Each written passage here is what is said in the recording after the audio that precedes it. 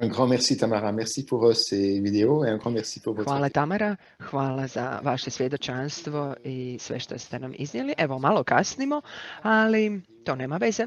Možda nećemo sad pogledati video za sljedeći panel, nego ću dati riječi Ivi Dubravici, Tej Gverović i Tomislava Kraljević, koji će nam govoriti o izbornom francuski kao drugi jezik, odnosno kako da postane obvezan i što bi naravno pomoglo učenju francuskog jezika. Evo, dajem vam riječ, ne znam tko će govoriti. Molim vas samo da u 11:50 završite s vašim, ali evo, moramo pratiti našu stopericu. Izvolite, Iva i Tomislava. Evo, ja ću početi. Samo podijelit ću ekran. Nadam se da će sve valjati. Evo, samo mi kažete li vidite? Da. Ok, super.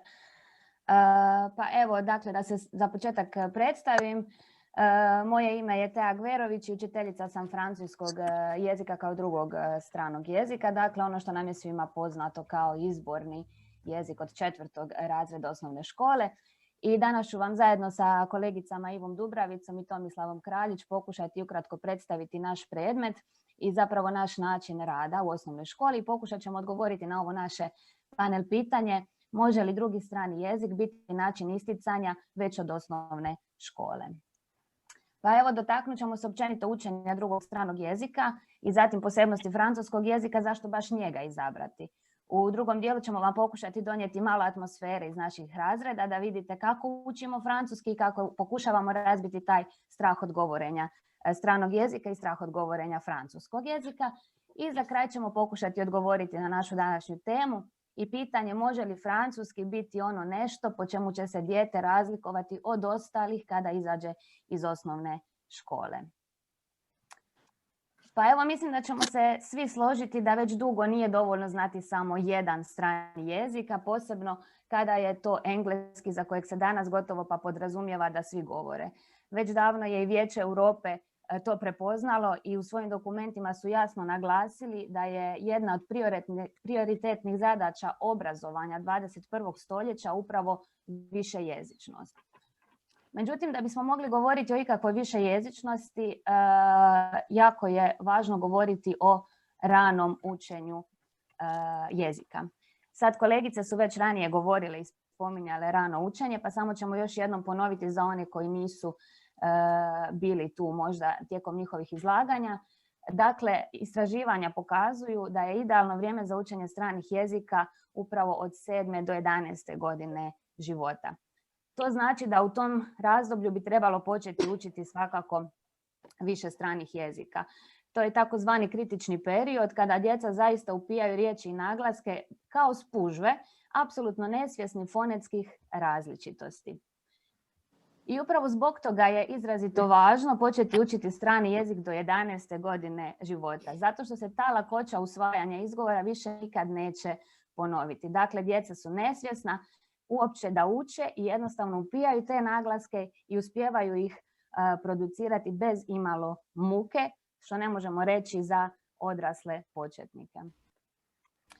Međutim, zašto baš francuski? Sigurno ćete reći, pa to je težak jezik, pa ne želim da se moje dijete muči.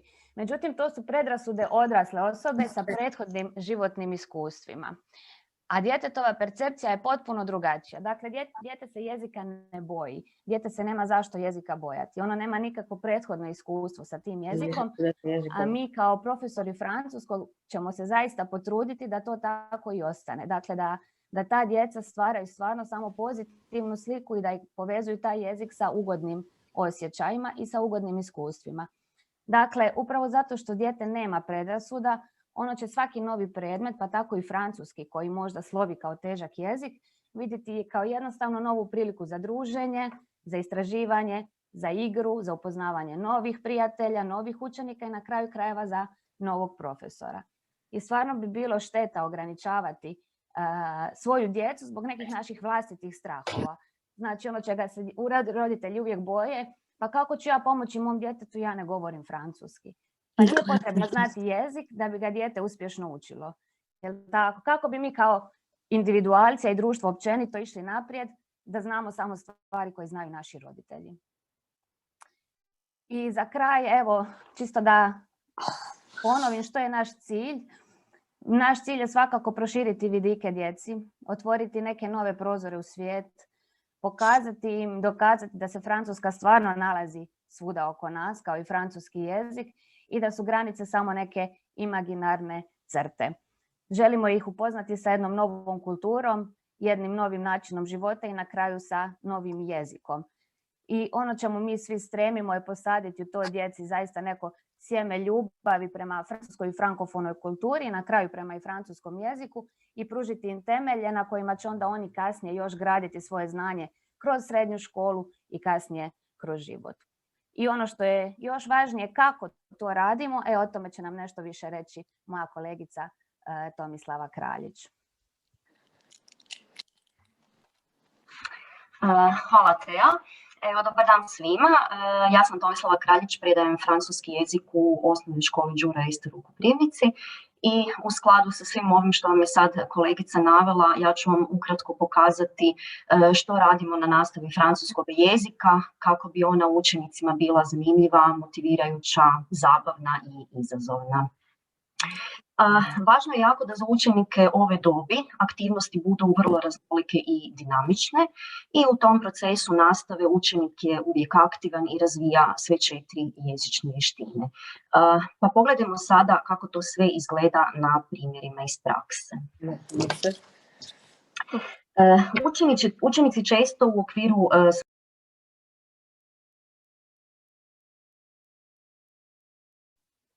Tomislava, slučajno si isključila mikrofon. Pardon. Znači, učenici u okviru svojih projekata često pripremaju igrokaze koje onda izvode ili javno u školi ili u kazalištu za roditelje i tijekom toga se zabavljaju, istovremeno i uče i jezik, i povijest, i kulturu. A budući da su pritom usmjereni na glumu, na interpretaciju, na zabavu, samo učenje francuskoga događa se usput, te učenici nisu u biti svjesni koliko u biti napreduju. Tako smo se i zabavljali glumeći dogodovštine Štrumfova. Učenici su se također imali prilike uživiti u svijet bajki, kao što je Snjeguljica. Oni u igrokazima imaju prilike ne samo pokazati svoje jezično znanje koje su stekli do tog trenutka, već i neke svoje talente i naravno kreativnost. Ovdje vidite igrokaz Alisu u zemlji čudesa koji su izveli na francuskom jeziku. Što se tiče rekvizita, dodatnih stvari, kostima koji su potrebni za predstave ili izrađujemo sami ili uz pomoć drugih nastavnika, a vrlo često surađujemo s roditeljima koji nam također uskoče pomoći u izradi kostima. Ovdje vidite učenike koji su se uživjeli u prošla povijesna razdoblja, glumili su francuske vladare,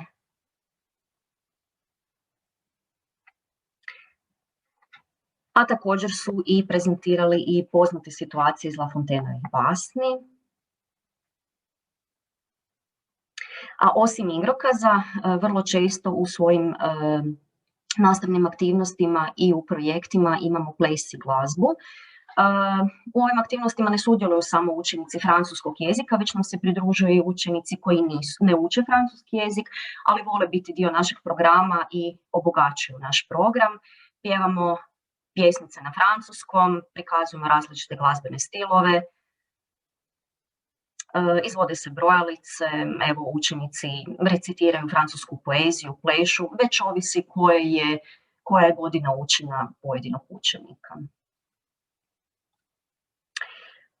U nastavi stranog jezika uvijek je vrlo dinamično i igra je sastavni dio svakog sata.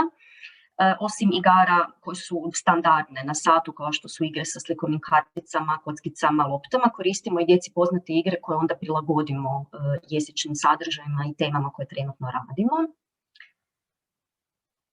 Zatim, nezaobilazna tema naših projekata uvijek je francuska kuhinja. Uz predstave koje imamo, organiziramo i degustaciju francuskih slastica, pita, sireva. Učenici mogu kušati croissane ili musi, tako istovremeno i učiti nazive slastica, a i sastojke na francuskom jeziku. Obilježavamo la Chandeleur, dan kad se tradicionalno peku palačinke i tom prilikom učenici uče recept za palačinke, ali i kako pripremati palačinke. Zatim, evo, organiziramo izložbe dječjih radova, poput ove gdje su bili inspirirani glazbom, ili pak na sljedećem primjeru, evo, imali smo izložbu pariških građevina. Što se tiče praktičnog rada na satu, često prezentiramo novi vokabular na neki drugačiji, zanimljiviji način, s plastelinom ili evo s nekim materijalima koji oni odaberu i koji im je užitak. Budući da neki učenici vole i snimati filmove, također snimamo filmove. Snimili smo film Dobrodošli u Koprivnicu, u kojem su učenici predstavili svoj grad i svoju školu svojim frankofonim prijateljima, ali nemamo ga sad prilike vidjeti. Evo, nadam se da sam kroz ovih par fotografija uspjela dočarati kako to izgleda nastava u osnovnoj školi, nastava francuskog jezika. Zahvaljujem na pažnji i Iva, možeš nastaviti. Hvala lijepo. Dobar dan svima, ja sam Iva Dubravica, učiteljica francuskog jezika u osnovnoj školi Josipa Jurja Strossmayera u Zagrebu. Evo, čuli smo lijepa iskustva od mojih kolegica Teje i Tomislave, sve tri radimo kao učiteljice, podučavamo francuski jezik od 4. do 8. razreda, a moj zadatak je da sad u ovom trećem završnom dijelu naše teme koja se zove francuski kao način isticanja od osnovne škole, da pokušam navesti neke faktore kojima se učenik koji uči francuski jezik može razlikovati i isticati u odnosu na učenike koji ga ne uče. Dakle, drugi strani jezik je u osnovnoj školi u dosta osjetljivom položaju u odnosu na ostale predmete, zato što je izborni predmet i učitelj se mora dodatno truditi za zadržavanje učeničke motiviranosti do 8. razreda. Da naša nastava bude opuštena i da liči na igru. Blago ocjenjujemo, ali zato na kraju imamo izvrsnu mogućnost vanjskog vrednovanja za zainteresirane učenike kroz međunarodni ispit DELF. Evo, iskustvo polaganja tog ispita i dobivanja diplome DELF je učenicima zaista dragocjeno. Osim što je posjedovanje diplome DELF izvrsno za njihov budući životopis, zato što ta diploma im vrijedi za cijeli život, samo polaganje ispita je isto njima novo iskustvo koje ih upoznaje s nekim budućim situacijama u daljem obrazovanju. Takvu lijepu mogućnost stjecanja iskustva i diplome ne nude drugi strani jezici kroz naš školski sustav. Dakle, diplomom DELF naši učenici se mogu isticati. Evo ga, to bi bio jedan čimbenik.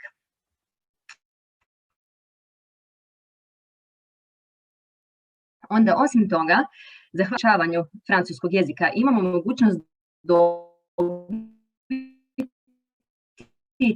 jezičnog asistenta. Mi ga volimo zvati naše sa. Učenici jako vole takve satove i sretni su što su uspjeli razumjeti ili... On n'entend pas très bien. Pouvez-vous vous rapprocher du micro pour les interprètes? Oui, bien sûr, je vous entends, mais est-ce que vous m'entendez bien maintenant? Oui. Čujete li me sada dobro? Sada čujemo. Dakle, vratit ću se i rekla bih da smo sretni što imamo jezične asistente. Učenici su uvijek sretni što uspiju nešto razumjeti i reći, kako to oni kažu, pravom Francuzu. Jako su uzbuđeni na tim satovima. Rad sa stranim lektorima postoji samo u učenju francuskog jezika, zato što na nastavu drugih stranih jezika u osnovnim školama, barem evo u moju okolicu za koju ja znam, ne dolaze strani lektori. Dakle, ta mogućnost suradnje je također nešto čime se naš predmet ističe. Kad pričamo o drugom stranom jeziku u školama, francuski se ne nudi baš u svakoj školi. Evo ga, izborom francuskog jezika se djeca također ističu i u svojoj školi, i u svom kvartu, i u svom gradu. Osim toga, kada nakon 5 godina učenja izbornog francuskog jezika u osnovnoj školi neko dijete odluči učiti neki drugi romanski jezik, poput talijanskog, španjolskog ili bilo kojeg, biti će jako uspješan. Vrlo brzo će ga moći usvajati i na taj način će se taj učenik kasnije moći isticati. Evo ga, nadalje za kraj. Trebalo bih još reći da je francuski jako važan diljem svijeta, mi to svi znamo. Govori se na 5 kontinenata, govore ga milijuni ljudi, taj broj govornika svakim danom sve više raste. Rast tog broja govornika otvara nebrojene mogućnosti u budućnosti naših učenika. Učenici koji se možda odluče za učenje njemačkog ili talijanskog će surađivati možda sa našim najbližim susjedima. Ali francuski nudi suradnju ne samo u Europi, nego diljem zemaljske kugle. Mi svi znamo i podsjećam da je francuski važan jezik u europskim institucijama i pretpostavlja se da će njegova uloga u narednim godinama sve više jačati. Dakle, francuski je za naše učenike važan kao isticanje na tržištu rada. Na samom kraju ću istaknuti posljednju činjenicu. Francuski se ne nudi u svakoj školi. Nudi se samo u školama gdje postoji već profesor francuskog jezika. Ako vaše dijete ima priliku učiti nešto što je malo rjeđe, a samim time je, ja bih rekla, ekskluzivnije ili možda luksuznije, ne nudi se svugdje i ne nudi se svakome, upišite ga na francuski. Francuski je prilika za isticanje. Evo ga, ovim bih se ja zahvalila u moje, Tejno i Tomislavino ime. Sve vas lijepo pozdravljamo i posebno se zahvaljujemo našoj profesorici Ivon Vrhovac koja nas je uputila u tajne našeg zanimanja.